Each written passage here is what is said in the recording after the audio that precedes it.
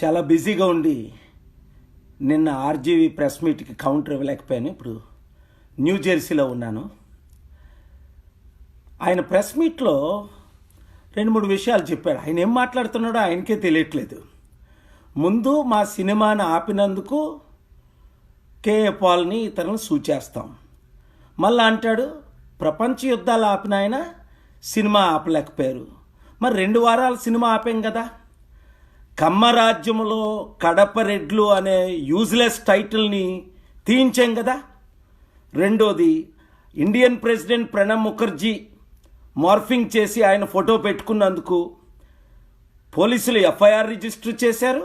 ఇమీడియట్గా ఆయన భయంతో దేశం వదిలిపోయాడు. చైనా ట్విట్టర్లో నుంచి ఆ ఫోటోను తీసేశాడు. మరలా భయం లేదంటాడు. మూడోది, నా సీన్ ఉందా ఒక్కటేనా? లేదు.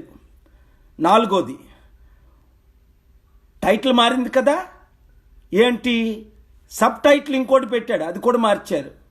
5, నేనే కేఏ పాల్ అని నా పేరు వాడుకొని పాట పెట్టి కోట్ల మంది లక్షల మంది వ్యూవర్స్తో డబ్బు సంపాదిస్తున్నాడు కదా నా పేరు చెప్పుకొని. ఆ పాట రిలీజ్ చేయగలిగాడా? చేయలేకపోయాడు. నా ఒక్క సీన్ అయినా, ఒక్క ఫోటో అయినా, ఒక్క వీడియో అయినా రిలీజ్ చేయగలిగాడా? చేయలేకపోయాడు. ఇప్పటికైనా దేవుడు చెప్పిన బుద్ధి, ప్రజలు చెప్పిన బుద్ధి ఆయనకు రాలా. బుద్ధి చెప్పినా ఆయన పట్టించుకోవట్లేదు. మారాడు అనుకున్నాను. ఎందుకంటే 1-2-3 టెలివిజన్ స్టేషన్లో సారీ సార్ పాల్గారు అని అన్నాడని 2 చేతులు జోడించేదో నమస్కారం పెట్టాడని నిజంగా మారాడు అనుకున్నాను. ఆయనకు మార్పు రాలేదు అని ఇదే రుజువు.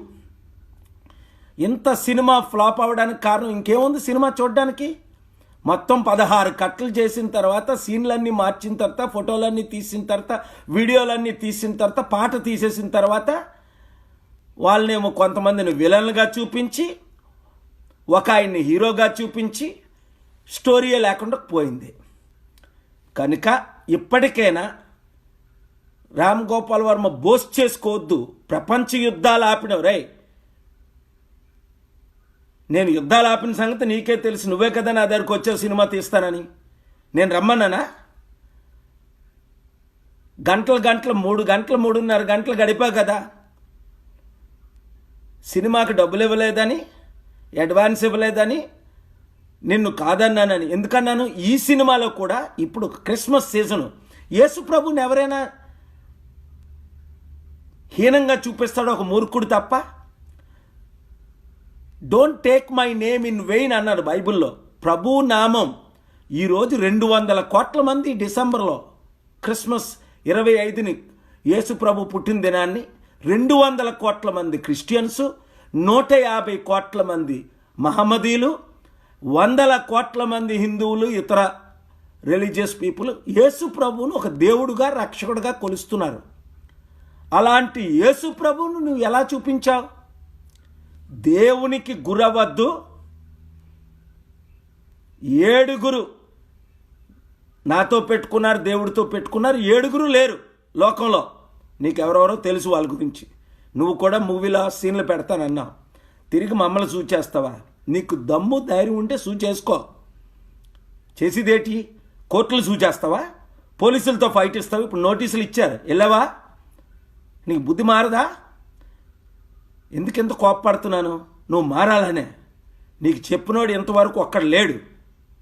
దేవుడు నన్ను వాడుకొని నీకు బుద్ధి చెప్పడం కొరకు నీ సినిమాని అట్టర్ ఫ్లాప్ చేసి అన్ని సీన్లు తీసేసి ఏదో క్యూరియాసిటీ పబ్లిసిటీతో ఏదో కొంత కలెక్షన్ తీసుకొని బతకాలని బతుకుతున్నావు. ఇప్పటికైనా ఏ రాజకీయ నాయకుడు నీకు డబ్బు ఇచ్చి మూవీలు తీయించినా ఆ రాజకీయ నాయకుడిని వదిలేది లేదు. ఎంత పెద్దవాడినైనా సరే బీ కేర్ఫుల్. కులాల మధ్య చిచ్చుపెట్టి కమ్మాలనేమో నీచనంగా చూపించి, రెడ్డిలనేమో నరహంతకులుగా చూపించి 2020 లోపుని ఇన్ని యుద్ధాలు చంపుతాయి. రెడ్లందరూ వెళ్ళి కమ్మాలు చంపారా? చంపుతారా? అలాంటి మూర్ఖులు ఎవరైనా రెడ్లు ఉన్నారా? నీకు ఒక్కడికే బుద్ధి లేదు, అందరికీ బుద్ధి ఉంది. ఇప్పటికైనా మార్పు చెందు, రక్షణ పొందు, దేవుణ్ణి తెలుసుకో. ప్రపంచ యుద్ధాలు ఆపినాడు, నీ మూవీ ఆపలేపని. ఇప్పటికీ బుద్ధి రాలేదు. ఆపేసి టోటల్ ఇంకా అంతకన్నా ఎక్కువ వద్దు, మార్పు తెలుసుకో. Fans, thank you very much for your prayers and support. God bless you. దేవుడికి కూడా కోపం వచ్చినప్పుడు కోపం వచ్చింది. ఏంటి ప్రపంచ శాంతి దూత, ఇన్ని యుద్ధాలు ఆపినాడు మొన్న యాంకర్ అడిగినట్టు, ఈయనకెందుకు కోపం అంటారు? అవినీతిని సహించను, అబద్ధాలని సహించను, మోసాన్ని సహించను, అన్యాయాన్ని సహించను. ఎంత వాడినైనా సరే అవినీతికి పాల్పడిన వాళ్ళని స్పేర్ చేయం.